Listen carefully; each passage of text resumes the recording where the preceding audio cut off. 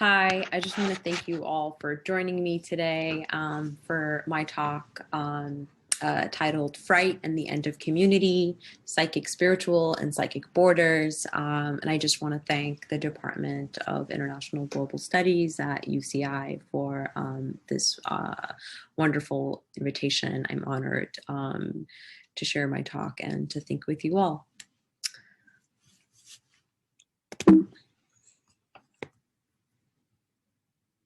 In order to make my way to the clinics where I was conducting field work in Jeddah, Saudi Arabia in 2016 and 2017, I had to pass through a corridor that bridges the hospital and the medical school.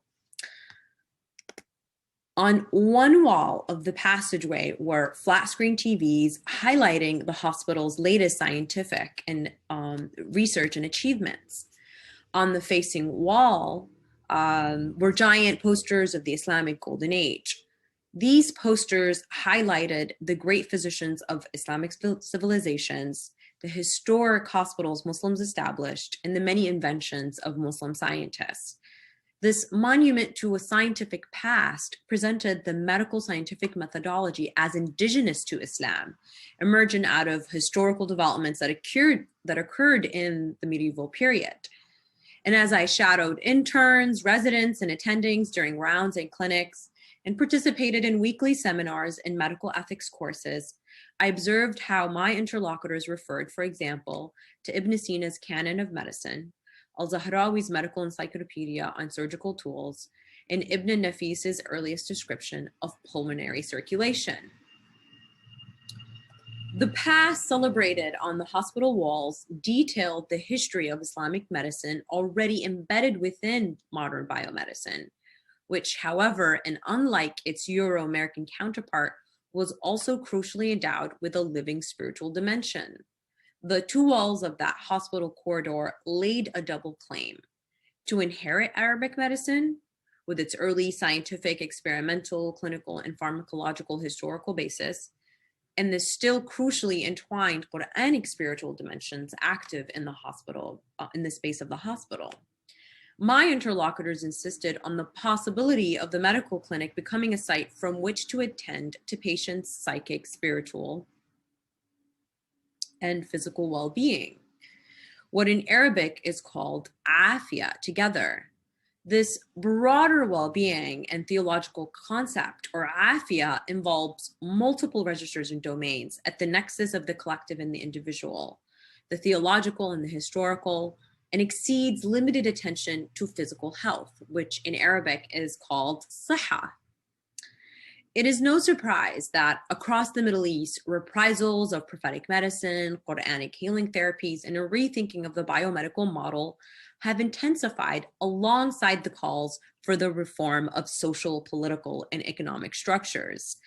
As the COVID pandemic has renewed an interest in the relationship between politics and medicine and socioeconomic structures and health, the ongoing Islamic revival in the Middle East, especially the grounding of scientific study in Islamic epistemology, is in part tending to a reintegration of the social, spiritual, and ethical within the material world.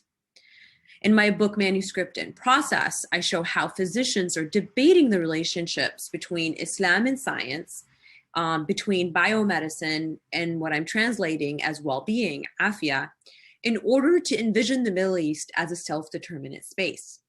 And since the reform movements addressing the political, economic, and social inequalities across the Middle East have been sadly curbed in recent years, the question of the well-being of the community has come to require a different approach towards studying infrastructural, political, historical developments, incorporating bodily, ethical, psychic, theological, and spiritual well-being across the scales of the individual and the social body.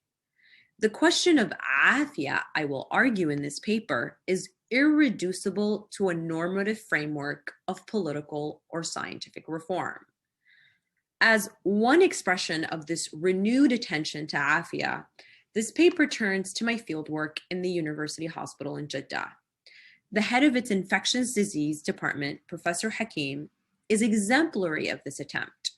A respected physician in the hospital, He established a fund to disperse HIV drugs and other medications through a foundation that a wealthy Saudi had endowed after Professor Hakim saved his life. Professor Hakim treated migrants and refugees, Yemeni, Syrians, Palestinians, and others who were abandoned unconscious in the ER without identification papers. And while other physicians were often perplexed as to how to help them, Professor Hakim insisted that these patients qualified for hospital admission and treatment as part of the Saudi king's decree to treat all patients with infectious disease. Professor Hakim is both beloved and feared in the hospital. He wears glasses and has a short gray beard. He's from Medina, the city where the Prophet Muhammad found refuge from the Meccan tribes, a city whose inhabitants ever after gained the reputation of being gentle, kind, and generous. He's soft-spoken and often walks silently. His presence led women to check their hijabs, tuck in their hairs, men to adjust their white robes and headpieces, and stand up straight and smile. Even I made sure my abaya buttons were intact. Professor Hakim once joked during an interview that his appearance was that of a pious person, and this might be why his patients felt safe to discuss religious prescriptions and herbal and supplementary medications with him. Yet it is with these customs in mind that physicians such as Professor Hakim attempt to practice a medicine oriented to serve the well-being of the Muslim community. In this talk, I focus on one particular patient whom I call Omar, a Yemeni refugee who I met in September 2017 while on rounds with Professor Hakim, and the dilemma his case raised for me. Omar questioned whether Professor Hakim's treatment would cure his illness, despite having lucked out and being granted admission into the hospital. He did not view the hospital as a space of potential healing, and his symptoms remained resistant to treatment, almost as a form of refusal. His case points to a failure or an inadequacy of the institution, despite all of Professor Hakim's aspiration to attend to Afia within the walls of the hospital and the care I observed him and others express. Omar was being treated by Professor Hakim for a persistent jaundice and proliferating infections. From Omar's point of view, however, the problem exceeded the parameters of physical well-being, saha. After a series of events that he later related to me, exposing the inhospitable conditions of Saudi society, Omar was admitted to the state-of-art university hospital where he did receive some treatment. Yet, despite this good fortune and despite the physician's efforts to ethically reorient their biomedical practice, there remained a limit to the curative space of the hospital. Omar had made the dangerous journey to Saudi Arabia in search of work, crossing the militarized Saudi-Yemeni border and undergoing injury and trauma in the crossing. Now, however, in the physical safety of the Saudi hospital, he felt persecuted and expressed the fearful desire to return to Yemen to be cured by a healer. Only that, he imagined, would restore his well-being. And as I will detail shortly, he had resisted seeking biomedical attention in Saudi Arabia, for he insisted that his soul, his nafs, would break if he requested care and was rebuffed. What do soul breaking and well-being have to do with each other and with the limits of the hospital? This paper invites us to ethically ponder Omar's fear of soul fracture, given the open psychic parameters of Afia. As other scholars have shown, listening to Omar requires relinquishing the bifurcation of biomedicine and ethnomedicine, traditional and modern medicine, and scientific and religious prescription. In what follows, after further describing the hospital as a site of medical religious reform, I turn to Islamic and psychoanalytic theories of the soul and the self, and to the historical, socio-political, and economic context that together shape the shock and dread of soul fracture. For Omar, as I will argue, fear of being rejected by the physician is bound up in the broader social political dissolution of the hospitality that Yemenis once received within the Arabian Peninsula, recalling the recent memory of a Muslim community that is no more. Omar's terror and fear forces us to reckon anew with the concept of afia and its limits, to which the space of the hospital may be inadequate. When war broke out in Yemen in 2015, it became impossible for me to continue the initial field work I had begun in my country of birth. Over the years, I had worked in 2 hospitals in Yemen, interviewing more than 50 physicians, residents, and patients. Instead, in 2016, I turned my attention to Yemeni migrants and refugees and diasporic communities in Amman, Jordan, and Jeddah, Saudi Arabia.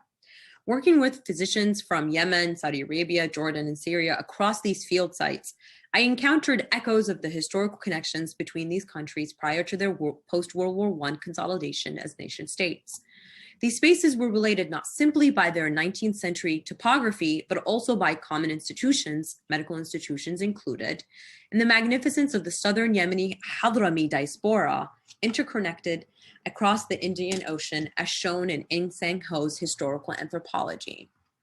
As noted earlier, throughout my 3 field sites, hospitals and clinics in Yemen, Jordan, and Saudi Arabia, patients demanded a kind of care that holistically attended to psychic, spiritual, and physical well-being, afia. The demand for afia among patients paralleled broader societal calls for reform of the body and the psyche, but also the political, economic, and spiritual dimensions of the community. Across my field sites, like the posters in the corridors in the hospital in Jeddah, physicians responded to patients' demand for afia with an approach to medicine inspired by reform, islah, in order to lay claim to expertise in the register of afia. In Yemen, physicians responded by leading at the forefront of the 2011-2012 uprising in Sana'a, calling for islah reform. In Amman and Jeddah, physicians and imams worked with refugees and migrants. In Jeddah, biomedical physicians conducted the clinical trials of prophetic medicine to transform religious prescription into science. These were different attempts at reform of the community, centering medicine at the heart of socio-political and economic equality. In the hospital, my interlocutors invoked the concept of afia to speak of patients' passage through an illness. This movement included a transformation of the body, soul, and psyche, rather than the mere removal of symptoms and return to physical health, صحة. Physical health in this configuration is not the opposite of illness, but rather just one aspect of the comprehensive afia, which is fundamentally a supplication to God made by both patients and physicians for pardon and well-being. The illness serves as a passage, a potential source for the illumination for the ill and for those bearing witness to it.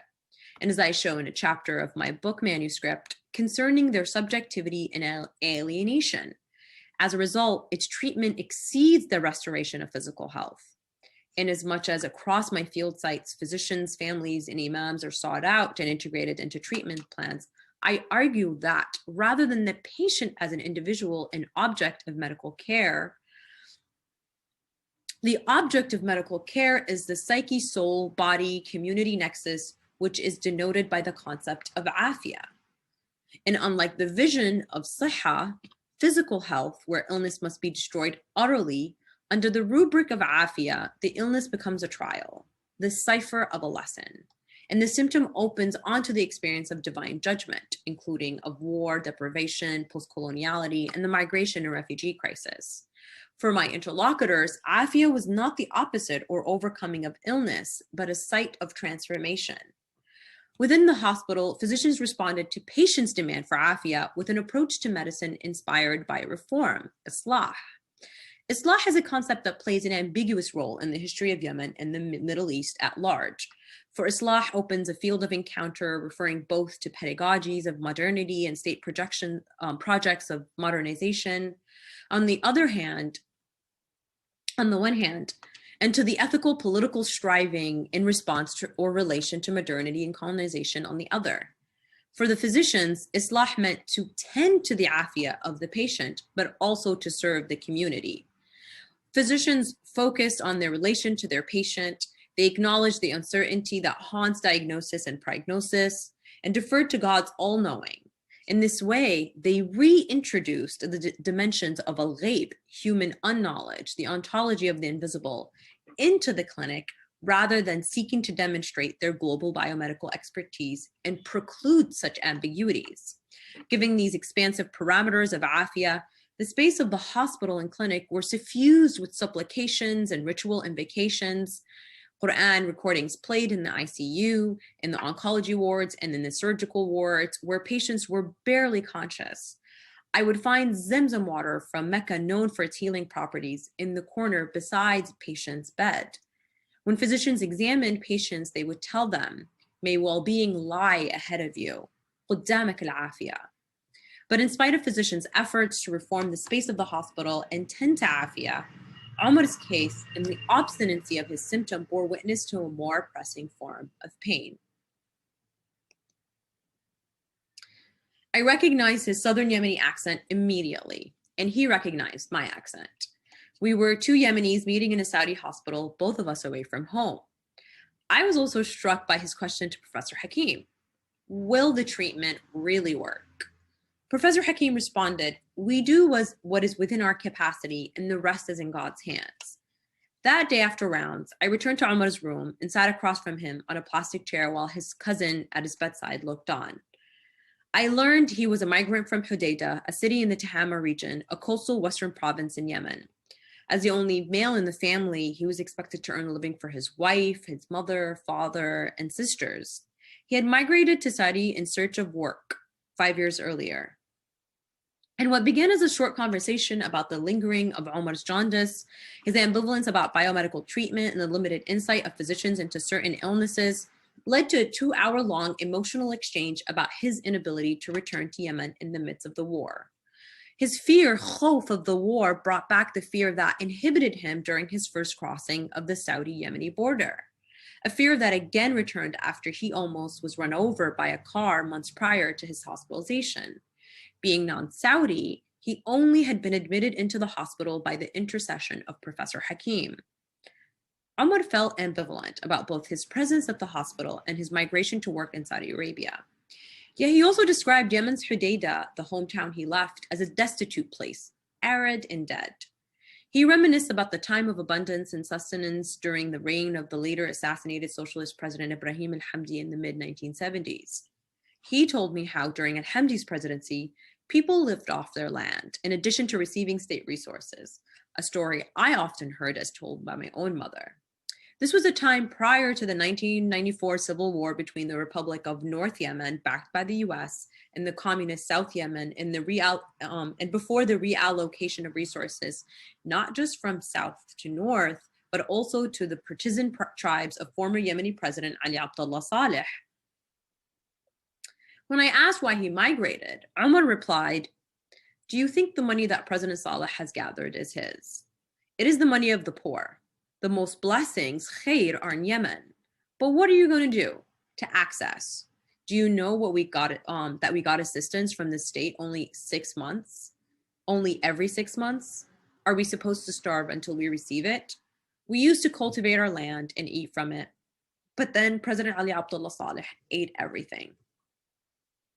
The image of a single mouthpiece that devours everything implies a poverty, a faqr of the host, the abusive tyrant, not only of the land. President Saleh's support of Saddam Hussein's transgression into Kuwait in 1990 had led to a blockade of Yemen by other Gulf countries. Yemeni's movements to neighboring countries then became illegalized. This was followed by the president accumulating staggering wealth, approximated at 50 billion in offshore accounts, and the sinking of Yemen's population into deprivation and starvation as pawns of the new rising imperial force that is Saudi Arabia. The impoverishment and famine that plagued Hodeidah and that had driven Omar to migrate to Saudi Arabia were exacerbated by the current war, which began in March 2015. The closure of Hodeidah's ports, which handled 70% of Yemen's imports, following the bombing campaigns from the Saudi-led coalition that supported the restitution of the current president, Abdurrabbu Hadi, contributed to the blockade of aid intensified by the Houthi rebels' initial seizure of the port. Under these conditions, Omar could not and cannot return to Yemen. Neither could I, he reminded me throughout our conversations. Omar told me that seeking admittance to the hospital was a last resort. He had already been cured from jaundice once in Yemen, over a decade ago.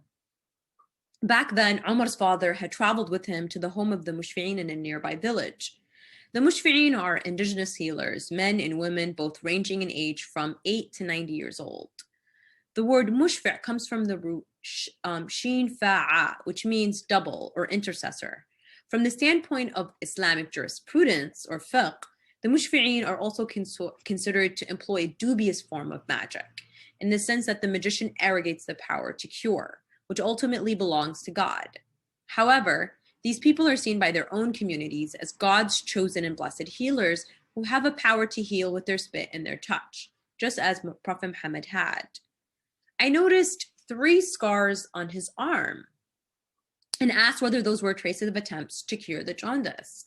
Omar replied, no. These were to get rid of the fear that overwhelmed me when 2 Saudis almost ran me over with their car while I was working as a guard of the physician's building. Here, they will run you over as if you're an animal. There's no mercy. His cousin chimed in. Fear, khof, can cause jaundice. How did the illness start? I inquired. Omar said, it began in the eyes and then it spread everywhere. Are you convinced of the treatment here? I asked, wondering about his assessment of the logistical hurdles notwithstanding. He only won admittance because the physician he worked for was able to put in a word with Professor Hakim, but it had been hard for him to ask that much.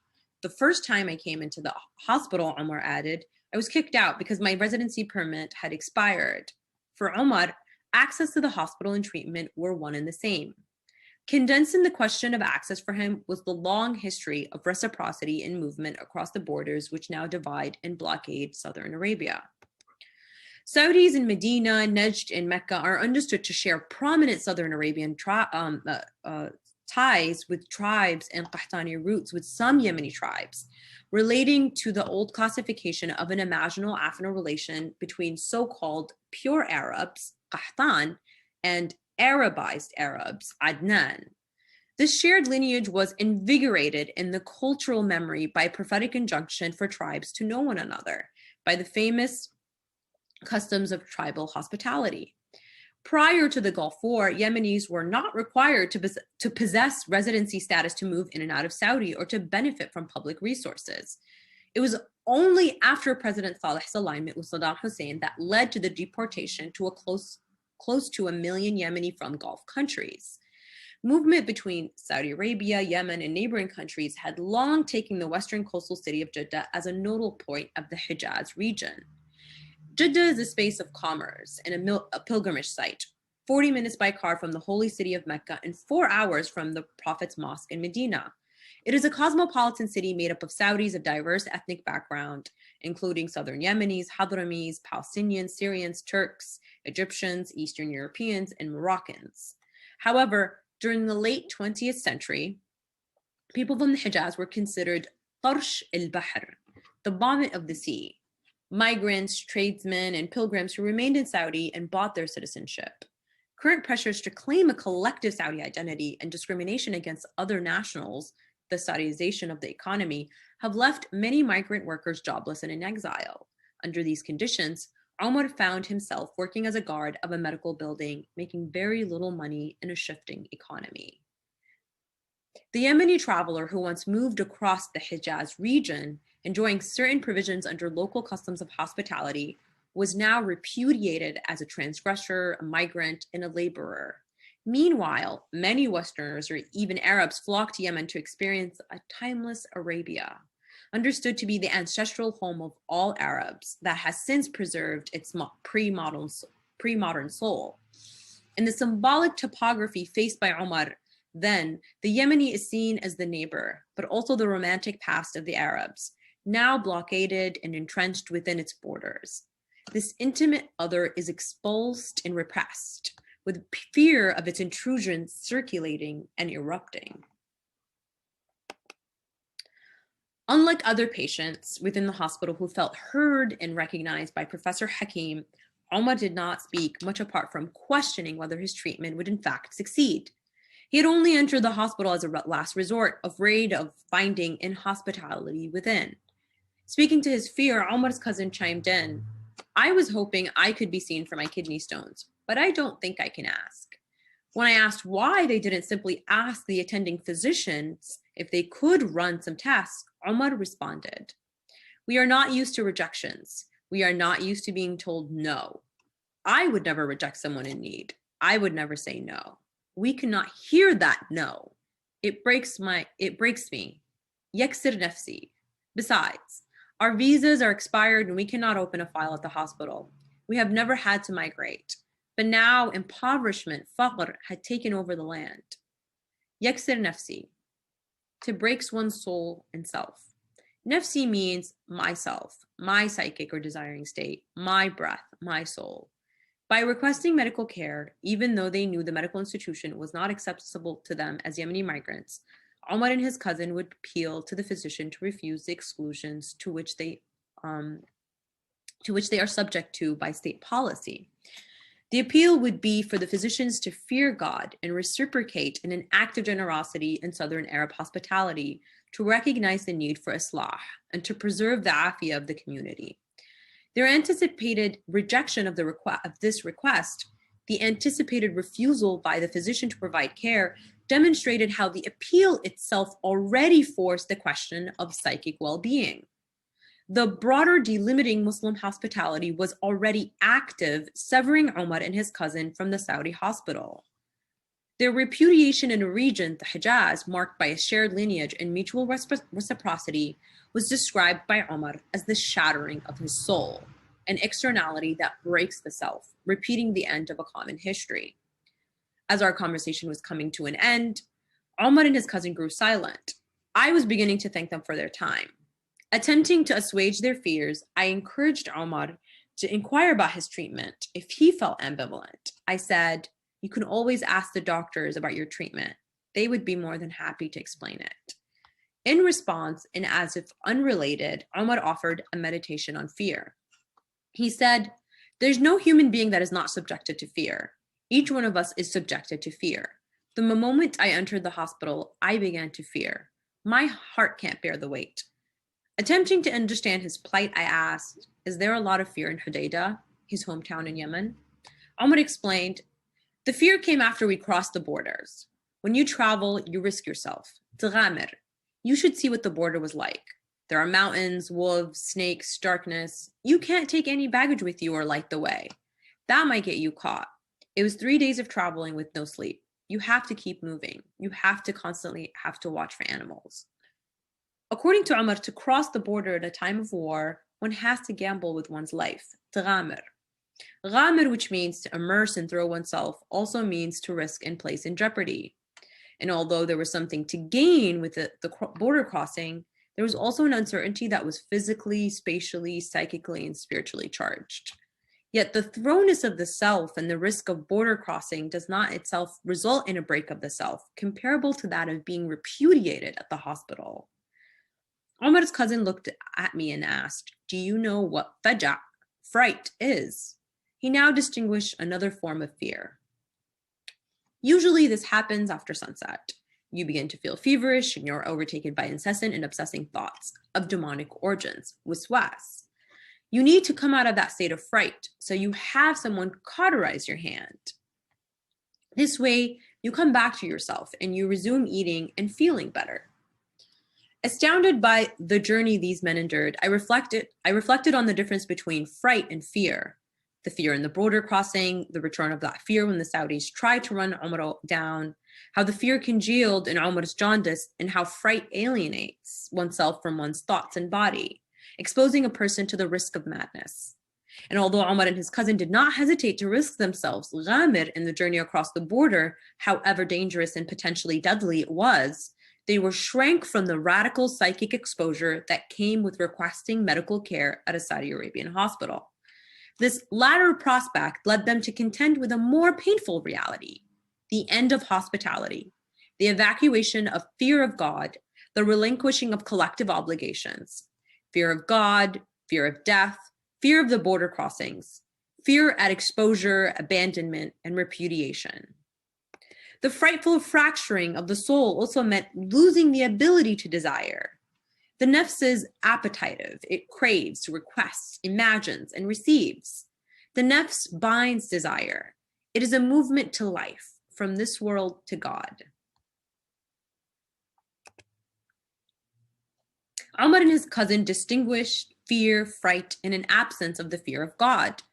distinctions which resonate with typologies developed in the Islamic and psychoanalytic traditions. What are the effects of fear and fright on the heart, the imagination, and the psyche? The 11th century philosopher and mystic Abu Hamid al-Ghazali explains that fear, al-khawf, encompasses both mundane fear and the fear of God. Fear of God is a crucial dimension of piety and a protection for the faithful, as everything ultimately is through God's will and command. This fear is understood as a relation to God, God's bounty, and the mystery of the unseen, al-ghayb. This fear of God is an alterity that deters one from transgressing the limits of the soul, which while also making certain passages possible, strengthening one's soul and its orientation to the world. The fear of God gives way to a malleability that is open to the light of God. With a view to al-Ghazali's account from Umar's situation in the hospital, the physician's fear of God should supersede their fear of institutional sanctions. The fear of God would lead the physician to transcend the worldly limits and limits of the state, the institutional sanction on non-Saudis that withhold medical care. And although we might consider Umar's broader crossing to have been far more dangerous to his physical well-being than the psychic pain by which he was afflicted when anticipating his repudiation by Saudi hospitality, he saw things differently and had a concept for this other kind of fear, fright. It was a fear tied to the dissolution of the Muslim community, as reflected in the loss of the physician's fear of God. The anxiety of soul fracture, fright, thus is due to the inability to anticipate social relations within a Muslim collective, which is felt to be no longer a community. This other fear, the fear of the end of relationships, challenges the ideas that fear results from a magnified sense of danger. What Umar teaches us is that the sense of danger is contained by the considerations members show one another, solidified by emotional ties. This lack of consideration shatters social relations. Umar and his cousin spell out concretely the way an articulation of desire depends on anticipating a community member's willingness to receive such a demand. They make connections between individual desire and group identity, psychic and communal well-being, vis-a-vis fear within a community and fright. Crucially, it is not that Umar asked for medical care and was rejected, a rejection that would then generate a psychic pain. Rather, the pain was his anticipation of refusal, which made it impossible for him to engage with others in community, because that exchange would break his soul. The fear of the end of relationships that breaks the soul presupposes the end of hospitality and the replacement of membership within the Muslim community with national state identity. That is what Umar's cousin likens to fright, traumatic response that overwhelms the soul, which prompts an anxiety to not ask for medical care. According to Umar's cousin, fright is an injection of a sudden intrusion and inflection of distress, and it decreases a person's appetite. This points to a relationship between the body, the soul, and the imagination, one that resonates with an older tradition of Islamic psychology that we'll now briefly discuss. In the psychology of the soul, Ibn Sina, the author of the Canon of Medicine, links different states of fear directly with the work of the imagination. In the Canon of Medicine, jaundice results from an excess of yellow bile, leading to an imbalance of the humors that weaken the soul. A balanced body is important insofar as it strengthens the soul and allows it to put the imagination to work, a necessary faculty for the life of the soul. When a soul is weak, it can be co-opted by fear and diverted from attending to the body's appetitive and bodily desires into intellection, because the soul is attending to fear, taking the imaginative faculty astray and giving it free rein to impose illusionary images and overpowering the senses. Therefore, in both jaundice and fear, the soul is captured by these images described by Umar's cousin as demonic insinuations or wiswas. Fear is felt not only at the corporeal level, but at the psychic one as well. This psychic pain for Avicenna is what leads the mad and the fearful to be captured by these images, as if they were reality itself, to lose a grasp of one's soul and self. Umar and his cousin's inability to request medical care indicates an anxiety toward soul fracture in the exposure of inhospitality, an anxiety that paradoxically protects them. Omar and his cousin then liken the exposure to fright, linking psychic pain to the imagination, the body, and the group. And as I have briefly traced with reference to Al-Ghazali and Avicenna,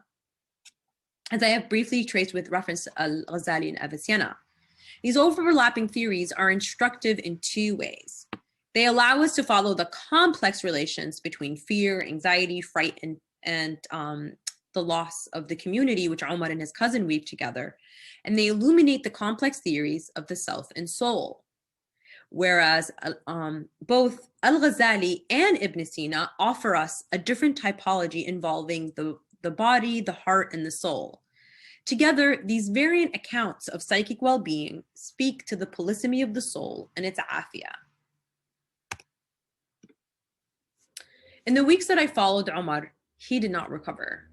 He explained that even Professor Hakim was incapable of facilitating his well-being.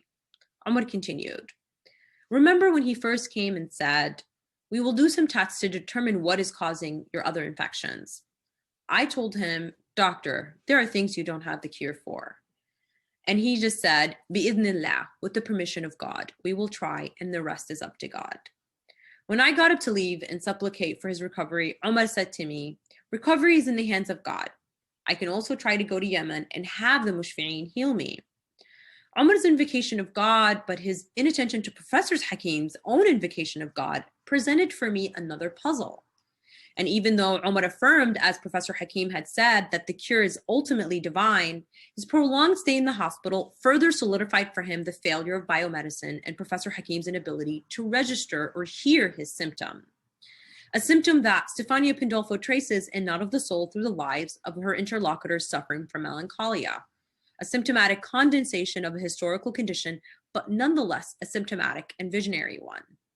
Omar's wound is tied to feeling suspended between two borders, an affliction of the war and the deprivation in Yemen, and the abjection of the contemporary figure of the Yemeni.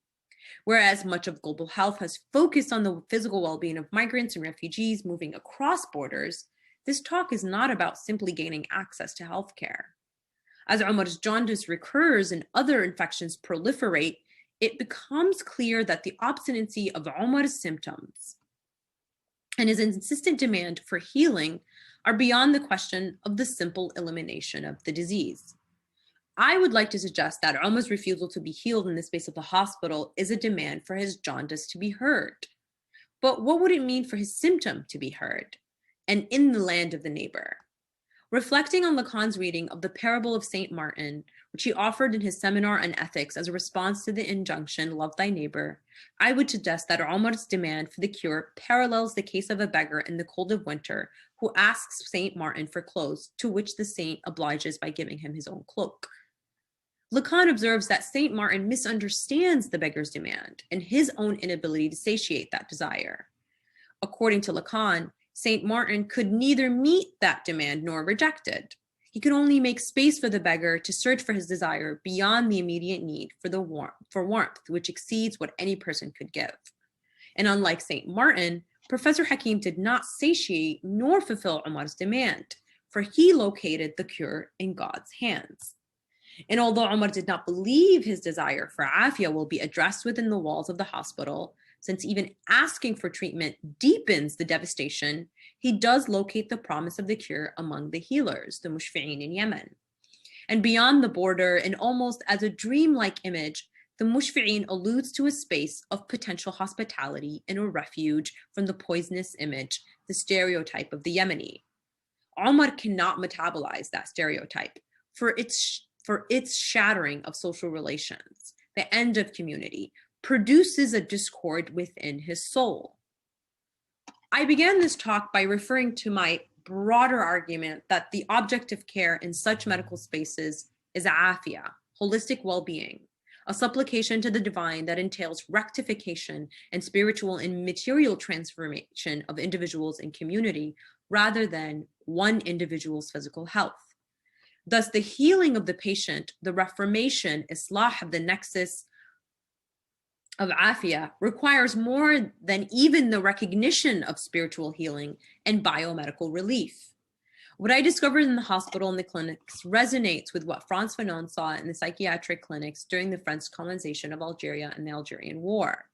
Writing on Fanon's later clinical cases, Azine Khan notes, in Fanon's work, the clinic thus first emerges as an oversaturated because overdetermined vantage from which to address how an experience of uprootedness seeps into the bodies of colonized subjects.